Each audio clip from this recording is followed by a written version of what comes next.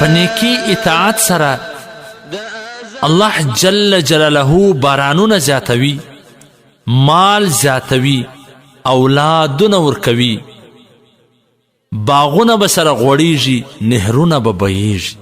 ځکه الله فرمای استغفروا ربکم انه کان غفارا يرسل السماء عليكم مدرارا ويمددكم بأموال وبنين ويجعل لكم جنات ويجعل لكم أنهارا. الله فرمایي چې تاسې په خپل رب سره خپل ګناهونه معاف کړي. بېشکه الله جل جلاله ډېر بخښونکی ذات دی. هغه به راواڅوي پر تاسې باندې بحرانونه او زیات به کړي ستاسې مالونه او اولادونه او مقرر به کړي ستاسې دپاره باغونه او نهرونه.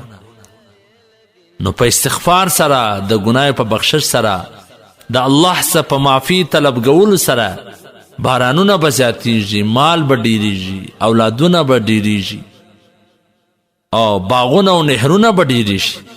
نن د نیکي د اطاعت نه کولو د وجې څخه مندونه وچ سوله، ډیمونه وچ سوله، کاروبارونه بند سوله، تجارتونه خراب سوله، اولادونه ورک سوله. دا وجه دا ده چې نیک اعمال اطاعت کم سوله. اخلاق نبوي ایمان ښایسته کړه